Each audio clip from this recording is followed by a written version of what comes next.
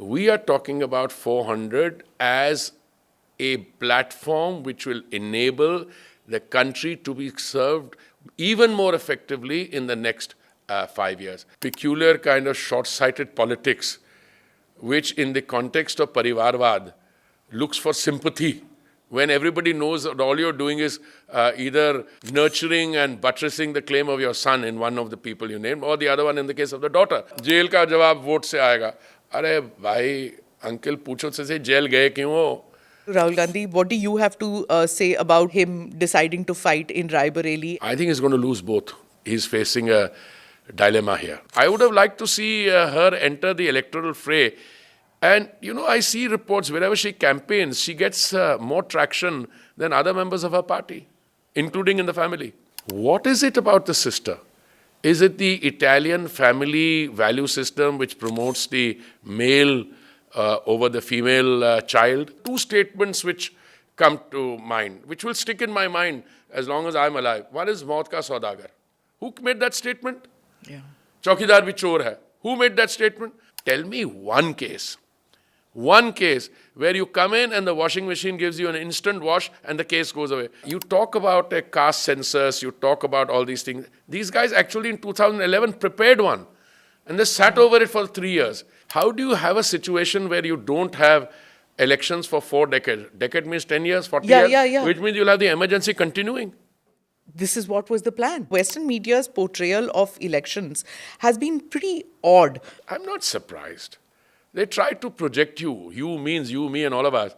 Earlier as a country of snake charmers. And today they find it very difficult to stomach the fact you're the 5th largest economy in the world. And also Pakistan. उनको बोलो अपने आप तो ठीक करो 8 बजे के बाद बिजली बंद कर देते हो.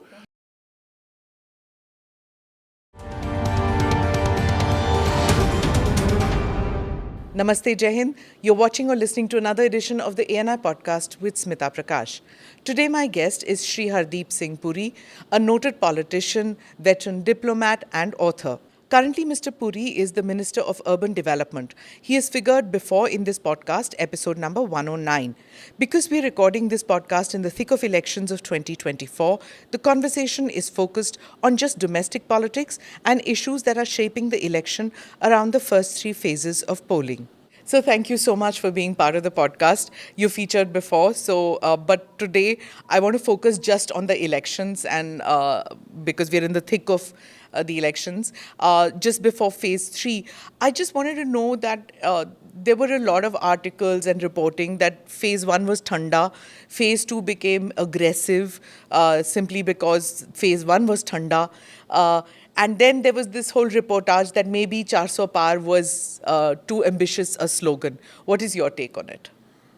Smita ji, in any electoral process, more so in India and more so in the current Indian context, where a party led by a hands-on Prime Minister has already enjoyed and served the country for 10 years and is on the verge of claiming another 5 years.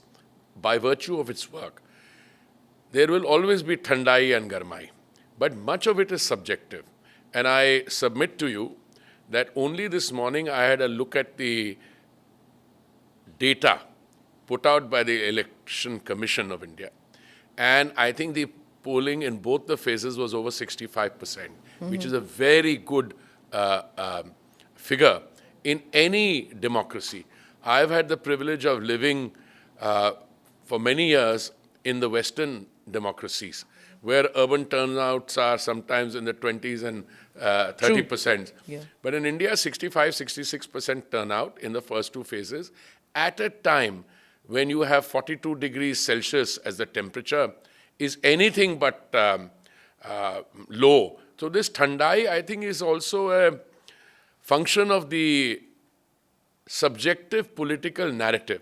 Because when somebody says, "Arey, turnout thoda low tha," so it's on that basis, then they start drawing inferences from that. Okay. And then they start concocting theories on it. Okay, this time, is bar, it's 400 par nahi hai, iska to BJP is at a different figure. Arey, let me again submit to you, I have a simple take on this. Before the 2019 election, some of us under the able supervision of Mananiya Grah Mantri ji, we conducted a small exercise. What were the total number of beneficiaries of the central government schemes, the Labharthis? And we came to the conclusion there were 22 crore. And madam, the number of votes we got in the 2019 elections was 22 crores. We were 303. This time the number of beneficiaries of central government schemes, if I remember correctly, are 33 crores. And you can argue with me, we can argue till the cows come home. Does every beneficiary vote for the government? You could say maybe yes, maybe no. But I have a theory that if somebody is a beneficiary of a government scheme, not only is he or she inclined to vote for the government, but all those who come in touch with them are also equally inclined to vote in that direction. So I think we are approaching these next phase of elections, first two already over, with a good 65% turnout. Next phase with that confidence. And the opposition don't have a narrative and they don't have issues on which they can target us. So today the overall atmosphere in this is of a different kind. It's a question of will it be 400 plus or will it be slightly short? Now that's quite a happy situation as far as a student is. I mean, does it really matter? We had 303, we got 10% more, we'll be 330. We got 15% more, we'll be 345. And the NDA allies will surely bring in another 30, 40. So if what's happened, even if you are at 10% more, 330 plus 30, 40, 370, 38, that's their worst case scenario. I'm willing to accept that. But I think we are looking at that sentiment of 400. Well, another UN diplomat turned politician, Mr. Shashi Tharoor, just before the third round, and since I'm interviewing you just before the third round of polling, he says, and I quote, "My gut feeling is that they, that is the BJP, are not going to cross very much beyond 200 seats.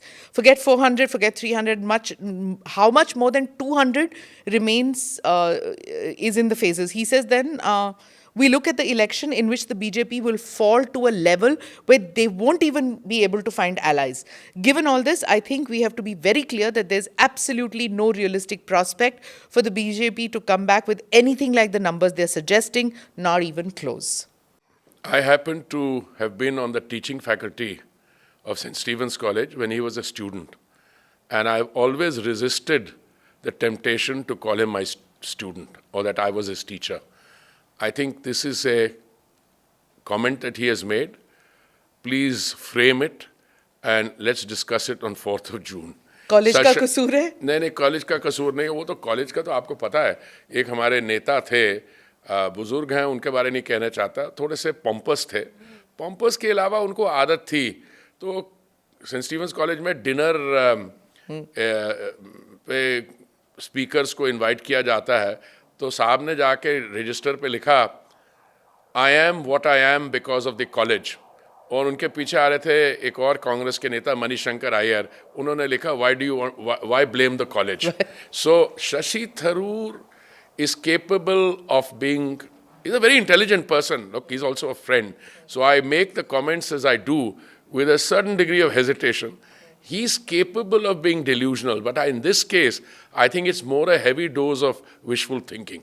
Sir, but there's also a very deliberate and, if I may say, interpretation of this 400 par slogan, because of the, it could be malafide if you listen to the BJP, if you listen to the Congress, they say it's not malafide, it's a right interpretation, that 400 is needed to alter the constitution and to dilute the caste reservation. No, this is an absurdity, and it is, I think, atrocious of them to suggest that. First of all, let us talk about amendments to the constitution per se. These have been carried out, as far as I'm aware, from 1947 onwards, on a large number of occasions, always by the Congress which has been in power. I mean, I'm not saying good or bad. I'm not getting into the merits of those amendments. You know, terms like secularism and socialism were introduced by the Congress through these amendments. We are talking about 400 as a platform which will enable the country to be served even more effectively in the next 5 years. amending the constitution is not the issue here. They are saying something worse. They are saying we will amend the constitution to take away the reservation which has been given to SC, ST, OBC. This is an absurdity. And they buttress this position by actually manipulating a statement which was attributable to the Honorable Home Minister, where a statement is taken and a sentence is taken out of context, etc. Now, when we saw this and we discovered that this was a fake video, we have not only corrected it, but we have actually had statements made at the level of the Prime Minister and Mohan Bhagwatji. So there's no issue that they're creating a controversy in order to be able to give themselves some wiggle room. So, while I'm doing this interview, the campaigning for the third phase is ending. Do you feel that, you viewed elections in the past as a diplomat, you've seen it as a politician now, you've been part of the political process. Do you feel that it's entered absurd levels with now sex videos coming out, rape accusations? It's become so filthy, these elections. No, I wouldn't go to that extent. Look, what is democracy? It's a full play of all the forces at play by those who want to advocate programs, by those who want to criticize, by those who want to indulge in this thing. But by and large, the electoral process and the conduct of these elections and those who participate in it need to be complemented. I mean, if you look at the total number of people who will participate in this, all right, there will be cases of invectives being hurled, including at us. Regrettable, but they make a fool of themselves when you use those terms. And this is not the first election. This happened during 2014, it happened during 2019. And I think whoever uses that kind of speech and hurls invectives do themselves more harm. Put that aside. But the more important thing is, if somebody misbehaves or there is, you referred to tapes or that evidence, if it is genuine, like, look, there can be a morphing also. But if it is genuine, I think that's part of the electoral process. And if somebody has used dominant power in order to coerce or to put boys or girls or women into those kinds of positions, I think they deserve to be condemned. And condemned with all the might at our command. And even one case like this is one case too many. But let's not hide it, let's not put it under the carpet. Equally, if there are false accusations, then we must be able to clear. Correct. Is it the kind of videos that are coming out, the kind of speeches that are made, has it vitiated the atmosphere? Because the allegation is that after the first round of polling, your party got into a super aggressive mode and there have been anti-minority comments. Being from the Sikh faith, how do you see this? I would be very, very careful in making generalizations.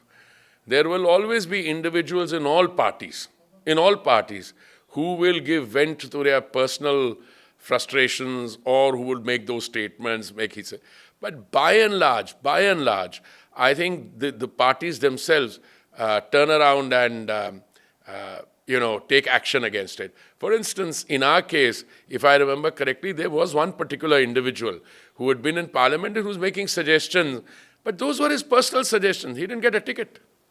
So second issue, which I would say, there are people who get up in parliament or elsewhere and use language which can be described as unparliamentary. They don't get tickets. If you have those correcting mechanisms within the party, then I think it becomes known. For instance, there was a particular gentleman who became very high profile, and there were, people of a sporting fraternity, protesting against him. He didn't get a ticket. So as long as we have these filtering mechanisms, I think it is a very good sign. And I think for the BJP, I must confess, we've gone from being a party with 2 members in the Lok Sabha to now 290, then 303, and this time 350 by ourselves. These things are bound to happen. A lot of people will join us. The filtration process sometimes will be delayed. Sometimes they will get excited. But in a large carnival of democracy, these things are to be taken in their stride. When you talk about joinings, I have to ask you about the Delhi unit. How many more will you take in? It's like the other political parties are imploding. You're just taking in so many people Ma'am, into I can tell you that yesterday I had the privilege of being at the party headquarters when Mr. Lovely and other senior leaders of the Congress party. Now, these are senior and these are very experienced leaders. Two of them have been cabinet ministers for 10 years, 4-time MLAs. There's an AICC general secretary. There is a DUSU, Delhi University Students' Union president. So these are very established. But doesn't it dilute the core party ideology when you take No, but they are now part of our ideology. You see, the beauty. How does a switch happen so suddenly? No, it's not a switch. I'll tell you something. There is something about the Kamal ka phool. When it blooms, and it is now blooming, it can absorb within it passing strands.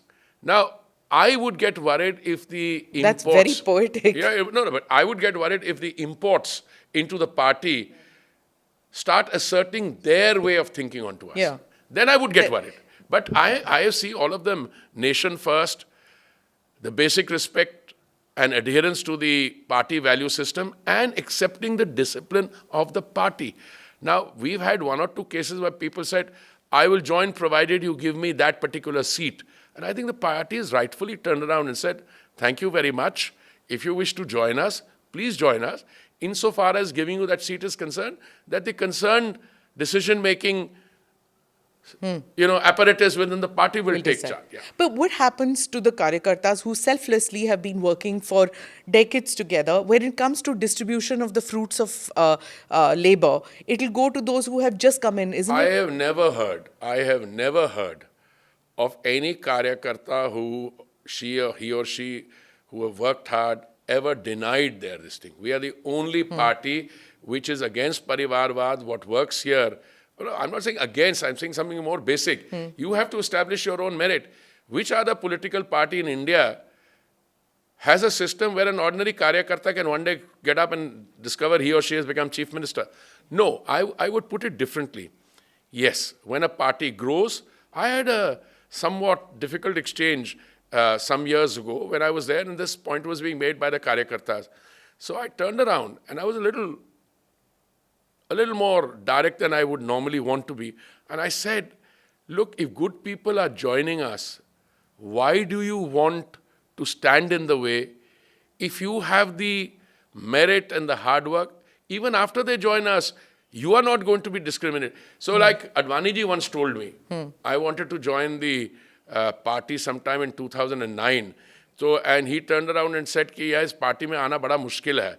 मैंने कहा क्यों? He said वो railway के डब्बे में already काफ़ी लोग हैं. सो नए लोग जो आना चाहते हैं वो दरवाज़ा नॉर्मली आपके लिए खोलते नहीं है, तो इसलिए थोड़ा कष्ट करना पड़ता है. So these are all, I think this is also your experience as a diplomat when you were at the WTO negotiations and those kind of things where you're negotiating and you learn to find a common ground. I guess that has helped coming into play, right? Ma'am, not just the WTO. In any negotiation between husband and wife, between your family, between people in your party, the essence of good democracy and the essence of stability is the reconciliation of multiple interests and voices. And I think there will be a statement by when after this 2024 election is over, what will you remember? What are the main sticking points? When I look at the 2014-19 election, there are 2 statements which come to mind, which will stick in my mind as long as I'm alive. One is Maut ka Saudagar. Who made that statement? Yeah. Chaukidar bhi chor hai. Who made that statement? Now you might get some other images in your mind. A young, upcoming, relaunched leader trying to play chess. I mean, that may be an image which you might wish to remember. But otherwise, life moves on. People get on. People say there is something like anti-incumbency. Then you discover, oh my God, ye to pro-incumbency hai. So elections are, people will commit acts of omission and omission. Some of them will pay the price for it. But at the end of the day, it's one happy carnival of democracy. I'll come back to Arvinder Arvinder Lovely. Singh Lovely. Yes. That's a lovely name. Lovely name. Okay, I'm going to come to that because see, he's a new entrant, rather an old entrant, left, come back, all those things that he's done. He's not going to remain in the shadows. He's going to come kind of a lateral entry. How do you His deal with DNA that? is not of the kind that remains in the shadow. Let Yeah. me just put it this way. Right. No, I am particularly happy about his coming and all those leaders who came yesterday. 10-year cabinet, they have hands-on experience of both political processes. Well, look, with all their faults, if you've been an MLA for 3 or 4 terms, you know what it takes. I have a feeling that these people joining us in what is or was, I think in the past 10, it used to be a Punjabi city, number one. But you can't define your outreach to the Punjabi community and the Sikh community in particular in terms of the politics of the Gurdwara. No, I'm very happy that if people associated with the Sikh movement also join us, I'm very happy. We have some very good people. But we have to look at the Sikh community outside the Gurdwara context. I am one of those who's been a very proud Sikh. I was born and brought up in Delhi. I have contacts with the Sikh community all over India. But your politics is not Gurdwara politics. It's not Gurdwara politics. My association with the Sikhs in Birmingham or in Wolverhampton, Southwest, or in Switzerland or New York, it's based on a cultural interactive process. It's not Gurdwara politics. We might go to the Gurdwara. These are two separate things. So I think Lovely's coming in is a very good sign. And I would say that in the coming time, a lot of people who've joined us will start playing active roles. And certainly by the time we are ready for the assembly elections in Delhi. The bugbear, yes. Assembly elections. Why is it that the BJP has still not been able to project one leader comparable to what a Sushma Swaraj was or what an Arvind Kejriwal is? Even though he's in jail, you still don't have one single leader who can fight him. We have many. Tell me one. Oh, we have many. You see, the problem is Sushma Swaraj was never Chief Minister of Delhi except for a brief period when she was projected. Ever since then, nobody. No, because there are good explanations for this. And the explanations are you've now thrown up so many leaders. But they were not Delhi leaders. I mean, you could take any one of these people who have both a standing within the party and who correspond and respond to Delhi's requirement, you could project them.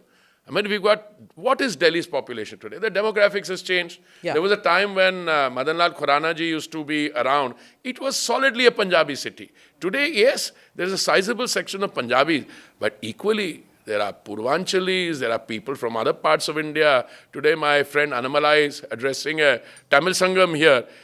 Now, you could take any one of them. At the end, what will stand out is not a designated person. That designation will come in the normal course. In the last election, both in the assembly and so on, it was a different context. Today, I think we are approaching Delhi, those 7 seats again, and then the assembly election, with a very decisive pro-development BJP, which will throw up whoever it has to. I can think of n number of people. You don't think that Kejriwal is going to get, or the Aam Aadmi Party is going to get the sympathy vote because so many of their leaders are fighting this from jail? Are you suggesting, Smita ji, that you first commit an action which results in your enjoying state hospitality, and then you can get sympathy for having committed such an action and being a state guest? No, I don't think so.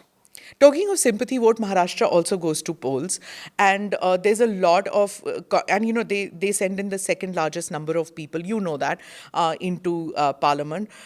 It's very complicated, literally a 6-cornered context going on there. It's difficult to understand, but everybody is wondering who's going to get the sympathy vote. On the one hand, you have Sharad Pawar, an octogenarian who's fighting, and there are a whole lot of editorials which say that, look at this man, look at his energy, fighting still. And then, so he might get the sympathy vote. And then there's Uddhav Thackeray, betrayed by his own party. They've taken away the symbol. They've broken his party. He might get the sympathy vote. It's a very peculiar kind of short-sighted politics, which in the context of Parivarvad looks for sympathy, when everybody knows that all you're doing is either nurturing and buttressing the claim of your son in one of the people you named, or the other one in the case of the daughter. Look, I'm not saying anything against the individuals concerned, but where is the question of sympathy here? Maharashtra is one of India's leading states. I mean, it is a, economically successful states, and look what these combinations in the past have made of Maharashtra. And I think if Parivarvad is the sole guiding and determining factor, then I don't think it'll get sympathy. They'll get an adequate response from the people. Even in Delhi, what I find is, आप जो सवाल पूछ रही थी, इसका जवाब vote से आएगा. Yeah. जेल का जवाब वोट से आएगा. अरे भाई, अंकल पूछो से जेल गए क्यों हो? हम शराब के खिलाफ है, फिर उसके बाद शराब का घोटाला हो जाता है. घोटाला हुआ कि नहीं हुआ, वो नहीं क्वेश्चन कर रहे. फिर कहा जी हाँ जी घोटाला तो हुआ, पर वो क्या नाम था, विजय नायर, वो मुझे नहीं रिपोर्ट करता था, वो तो आतिशी और दूसरे उनके जो मंत्री हैं उनको रिपोर्ट करता था. So he through them under the boss. Till that जज साहिबा in Delhi high court turned around and saying, hey, listen, let's separate these three. The individual, the chief minister, and the convener of the Aam Aadmi Party. But you, as the convener of the Aam Aadmi Party, actively sought and received kickbacks. And the proceeds of that crime found their way into the Goa election. Now, please, that is what you have to answer. Now, all I'm turning around and saying, if you commit a crime, and it's a big thing, to take liquor vends into residential areas near mosques, gurdwaras, and mandirs, where you openly encourage intoxication. I'm not saying good or bad, drinking good, that's a personal choice. But I am totally against creating an ecosystem which is anchored in corruption and coming from a man, हम शराब के खिलाफ हैं, हम तो आम आदमी हैं, मफलर पहनेंगे, वैगन आर में बैठेंगे, हम उसके बाद पहुंच गए हम Sheesh Mahal. Now this is hypocrisy, and this kind of duplicity has been caught out by the voter, and I am not confident, more than confident, that people see through this. So, when you talked about Parivarvad and the benefits that these people, or they're fighting for Parivarvad, what they turn around saying, one, corruption and Parivarvad. As far as corruption is concerned, your party used to hurl accusations against many people from the NCP. This is that washing machine theory. And the washing machine, that is one. And the second one is Parivarvad, even Sushma Swarajji's daughter is fighting. That woman has passed away.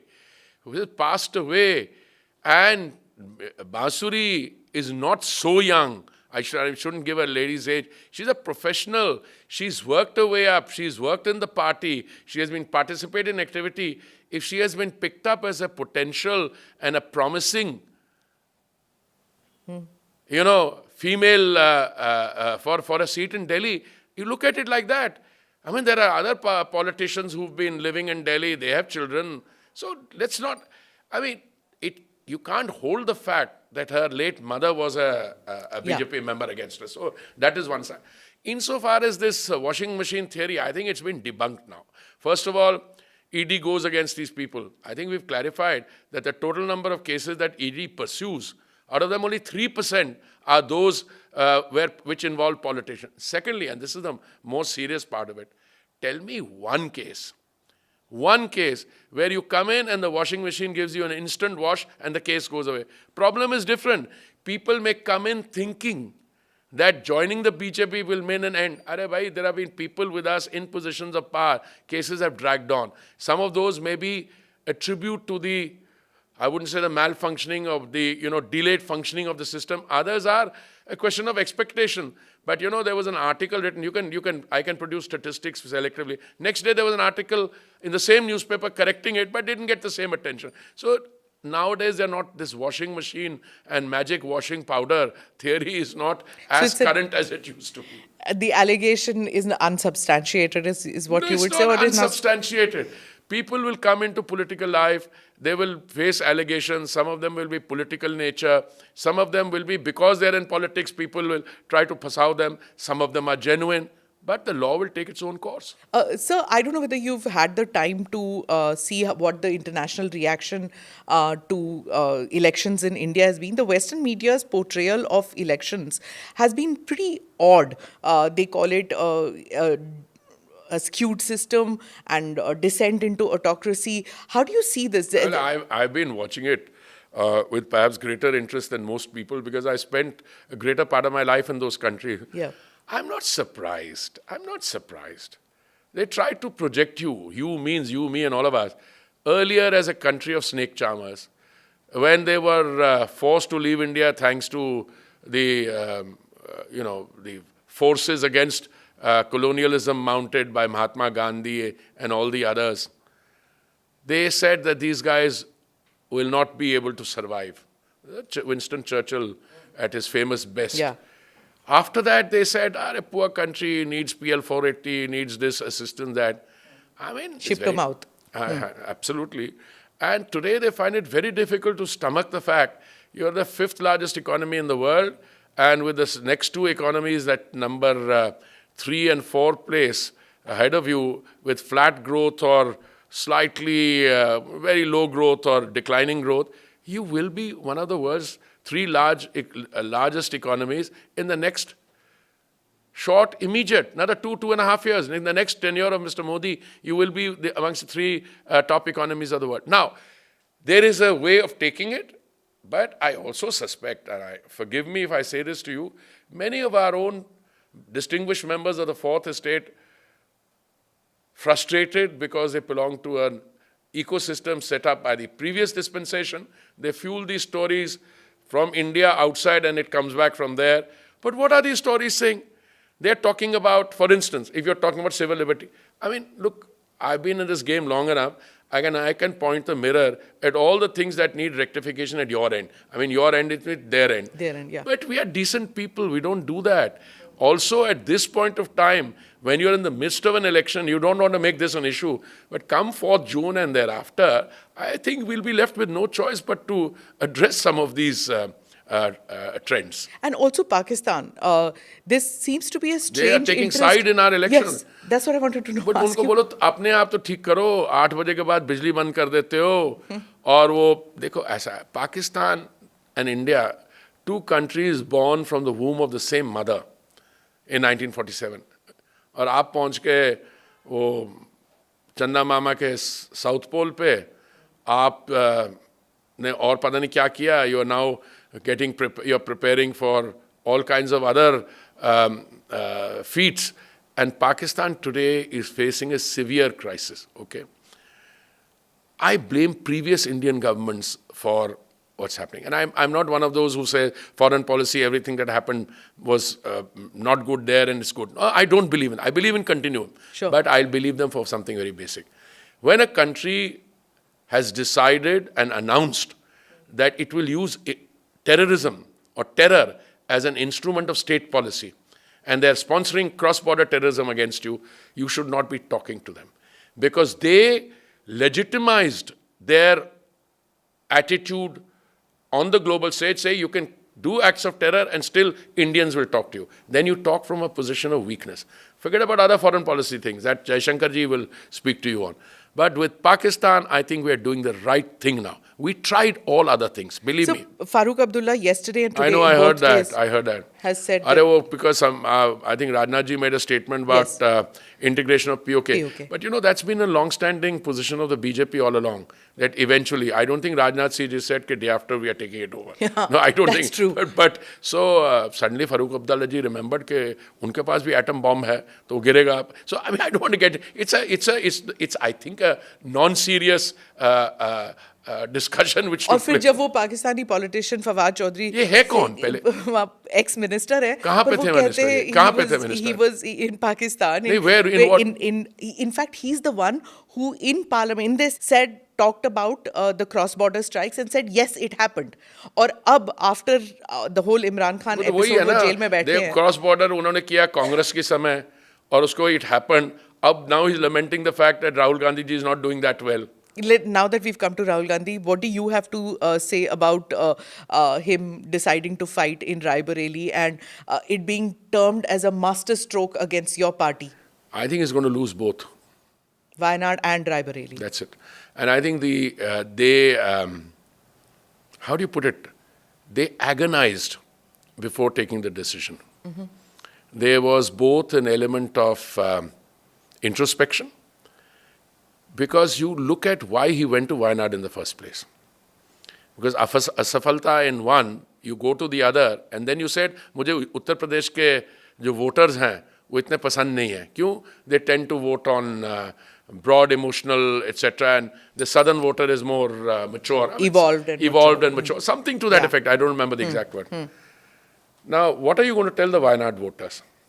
Let's say hypothetical situation A.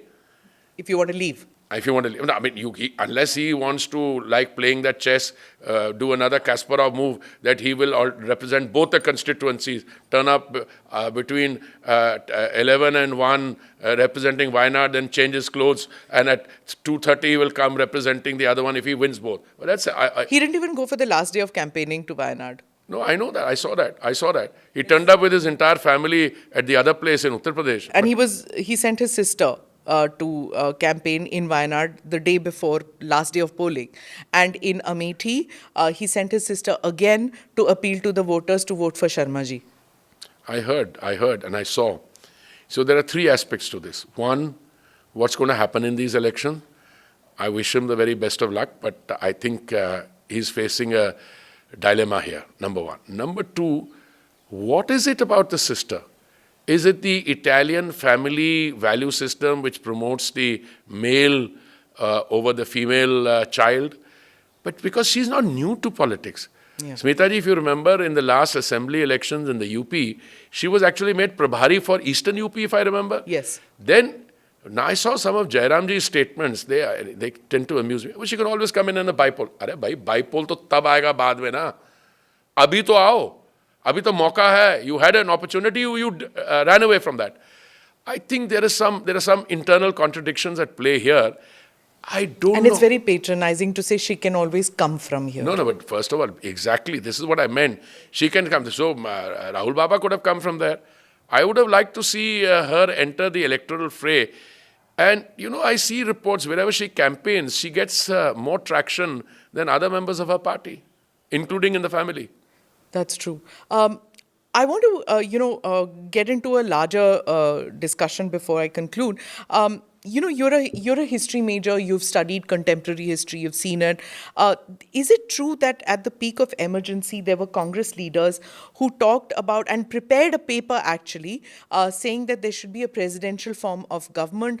And it seems this is from Neerja Chaudhary's book about prime ministers. 100% correct. Yeah. Neerja is not only a friend, but she and I have interacted over the last 30, 40 years.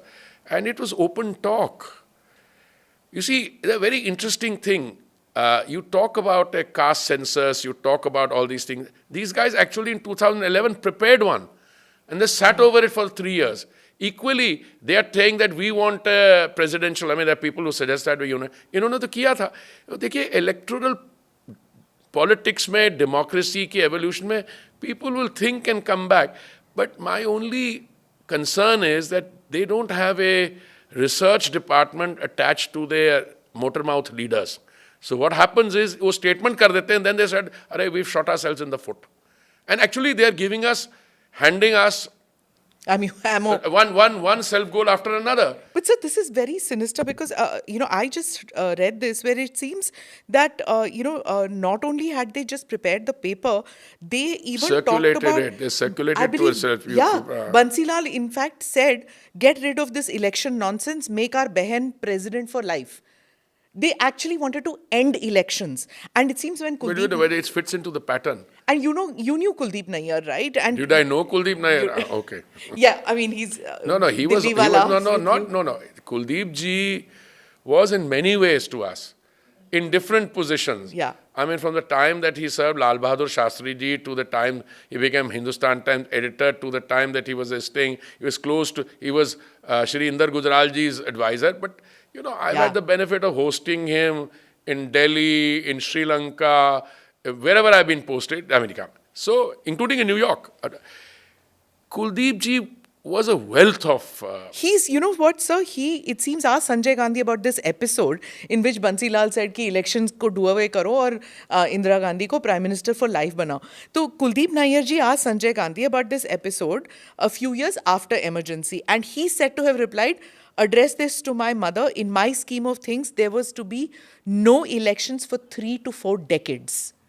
This is what was the sinister plan. This is the kind of thing reported. But please explain to me how, and this is what I said earlier. Listen, by the way, I'm not only because as a friend of Neerja, but I read the book very carefully. I've read other things she's been writing over there. Sure. How do you have a situation where you don't have elections for 4 decades? Decade means 10 years, 40 years, which means you'll have the emergency continuing. This is what was the plan. No, but how do you... So suspending fundamental rights. Civil liberties, fundamental rights and civil liberties. Because these are the people who talk about democracy and, concentration of power. These are the people who turn around and at least had these harebrained, bizarre ideas. Now, if this had to be denied, it should have been denied then. Today in 2024, if we rake it up, we'll say, this is all made up. Neerja ji has not written the book now. She's actually chronicled different prime ministers and different eras. She will talk about us also, by the way. I mean, we're coming to that. So I'm saying that there was enough to go by in this context. So finally, I have to ask you this, that Mr. Chidambaram says that he's written an editorial that the hero of 2024 is the Congress manifesto, because your party changed gears on April 21st, he says, when you realized that phase 1 showed you the mirror that you were going to lose, and that's when the Congress manifesto became the hero of this. I mean, you see, Mr. Chidambaram writes a weekly column. The problem is when you take on a weekly column to write, you've got to write something. So now he comes up with this fanciful scheme. Look, he's been my minister. I worked with him. He can do better.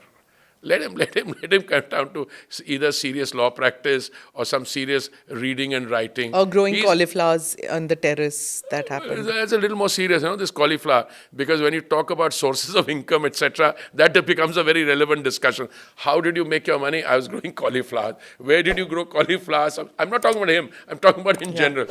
Look, it's not what is in a manifesto alone. There's enough in this manifesto for people to focus on. Look at the 6th April speech. हम एक x ray करवाएंगे, पहले caste census कराएंगे, x ray कराएंगे, पता कराएंगे wealth कहाँ है, फिर फटाफट उसको रिडिस्ट्रीब्यूट कर देंगे. अरे even खटाखट, which means you have some magic wand with which I can take your wealth and give it to him, his wealth, give it to so and so. Who the hell are you?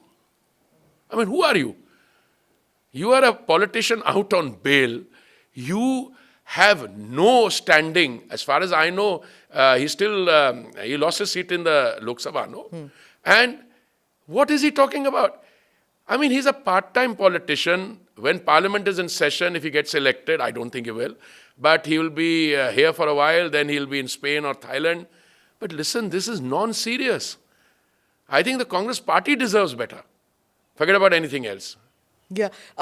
They are talking in terms, I interviewed, Kapil Sibal yesterday, and he was saying that every organ of our government has failed.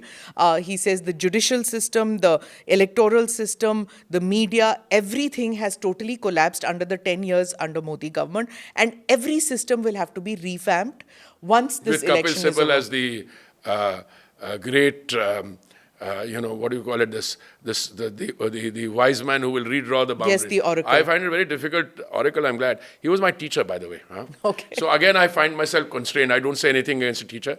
Again, he's being delusional. He practices in the apex court and says nasty things about them. Judiciary has failed. Arey mere bhai, we ought to be proud of our judiciary. And I say this with a degree of responsibility. Very often they say and do things which are not to our liking. But that's what the democracy is all about. Our electoral system, our election commission has failed.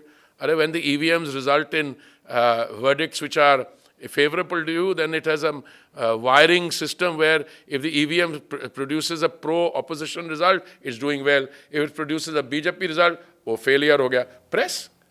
How can a politician, look, I may or may not like individuals in the press, but the political class, the judiciary, the press, these are all constituent elements of a democracy. They have to carry each other along with them.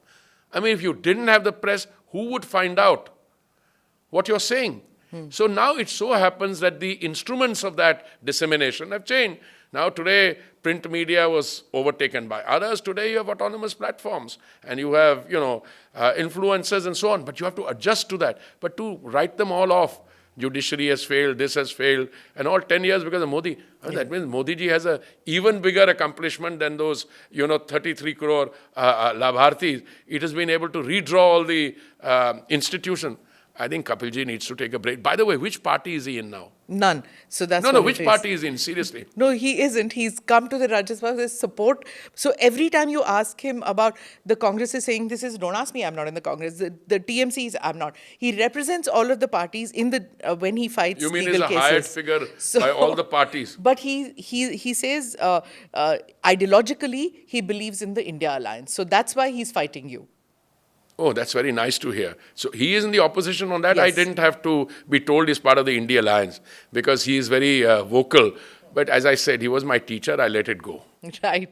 Okay. On that note, thank you so much for spending time with us and wishing you all the best. Thank you. Thank you for watching or listening to this edition of the ANR podcast with Smita Prakash. Do hit the like and subscribe buttons. Namaste. Jai Hind.